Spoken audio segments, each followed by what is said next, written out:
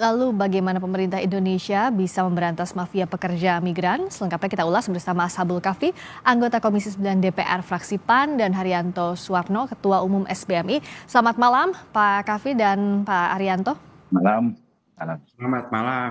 Saya mau tanya dulu, kalau dari DPR bagaimana melihat masih banyaknya kasus pekerja migran ilegal? Artinya kan kalau ada supply pasti ada demand juga.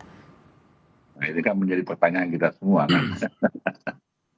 Jadi data terbaru ya, ada kurang lebih 9,2 juta PMI yang ada di luar negeri.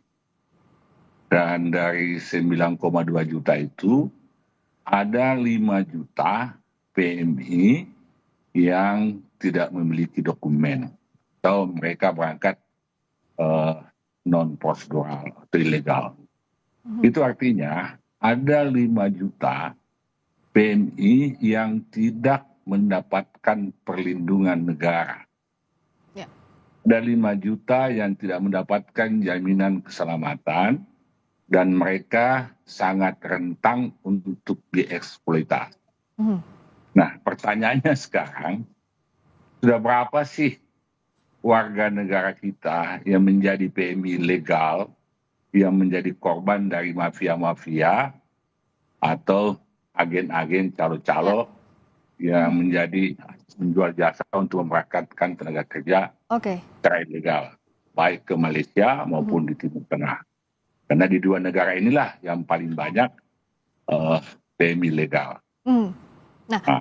Oke, itu tadi dari kasusnya ya. Saya ke SBMI dulu. Dari beberapa mantan pekerja ilegal yang kami wawancarai, banyak yang masih ingin mencoba karena untuk alasan ekonomi. Nah, tapi kan artinya ada tata kelola terkait buruh migran ini yang harus diperbaiki untuk menutup celah-celah jalur tikus yang sulit diawasi. Kalau dari SBMI melihatnya seperti apa yang harus dilakukan?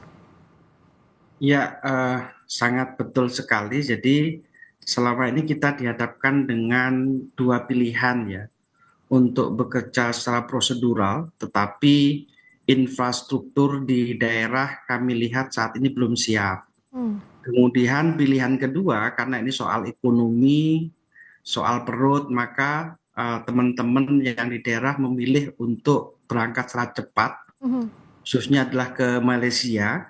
Secara data sudah dibuktikan kalau data di BP2MI pada saat itu ada sekitar 900.000 pekerja migran kita di Malaysia. Kemudian data yang dikeluarkan oleh Kemenlu ada 2,7 juta warga negara Indonesia di Malaysia. Tentunya itu perbandingannya jauh. Maka kemudian data itu menunjukkan banyak sekali pekerja migran kita di Malaysia berangkat secara unprosedural.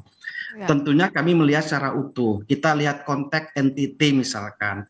Di dalam Undang-Undang 18 tahun 2017, maka di situ disebutkan bahwa di dalam membangun tata kelola migrasi yang baik, itu ada peran pemerintah desa. Itu dituangkan di dalam pasal 42.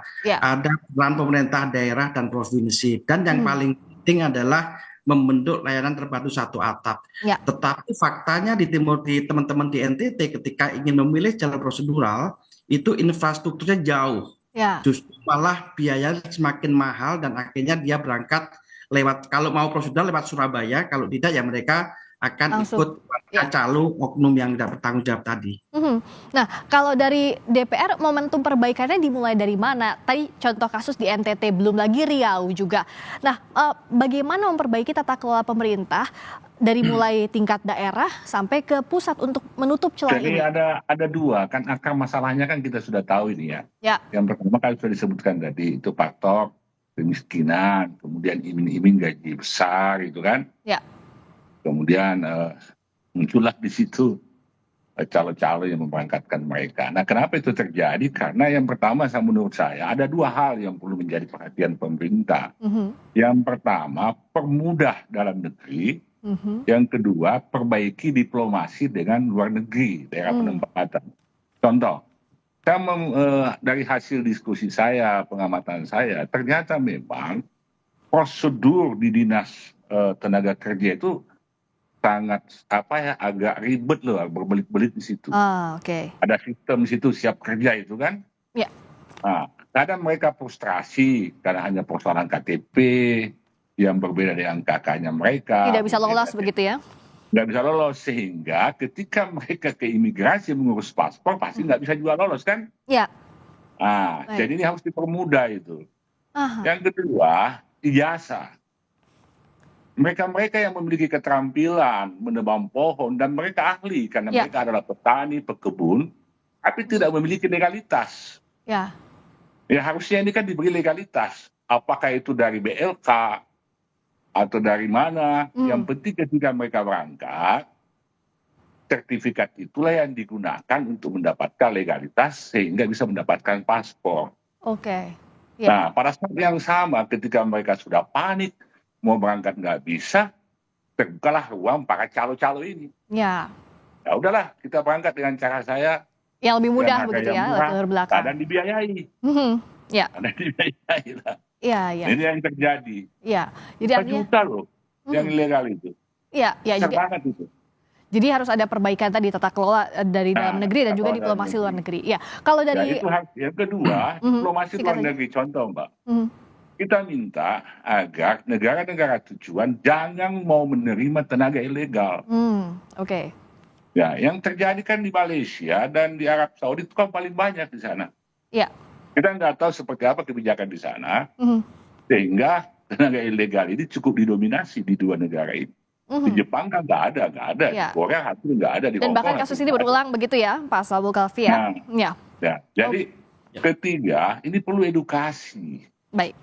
Agar masyarakat seperti disampaikan oleh Bapak Presiden tadi, jangan mudah tergiur untuk cepat kaya. Baik.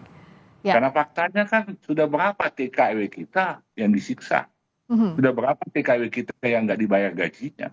Bahkan yang paling miris yang terakhir ini, mereka pulang dengan peti mayat. Ya, dan ini kasus. Ini kan tentu kita tidak ingin. Iya, ini kasusnya sangat berulang.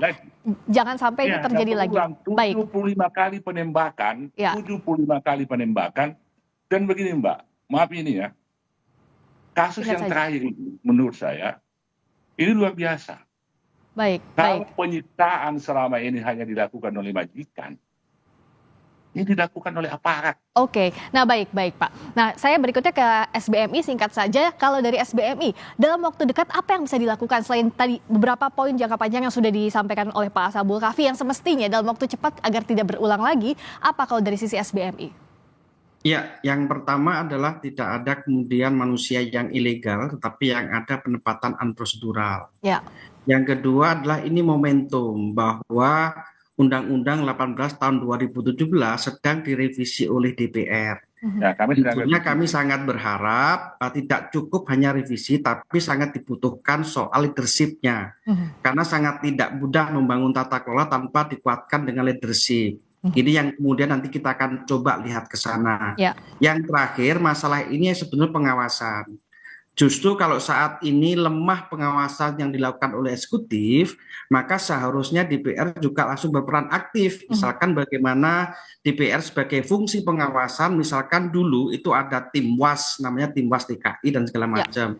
Ini adalah tantangan. Ketika ini sudah terjadi, maka persoalan utamanya adalah pengawasan. Maka kami sangat berharap DPR sekarang juga membangun soal mekanisme pengawasan khusus bagi penempatan pekerja migran Indonesia. Itu langkah yang paling konkret dan paling sederhana untuk bisa dilakukan. Seperti itu. Jadi dari aturan sampai pengawasan dari hulu sampai hilir harus dituntaskan agar jangan ada kasus berulang, ada momentum kekerasan lagi yang harus dialami oleh warga negara Indonesia di luar negeri sebagai tenaga kerja. Terima kasih Pak Sabul Khalfi, anggota Komisi 9 DPR fraksi PAN. Terima kasih Pak Haryanto Suwarno, Ketua Umum SBMI.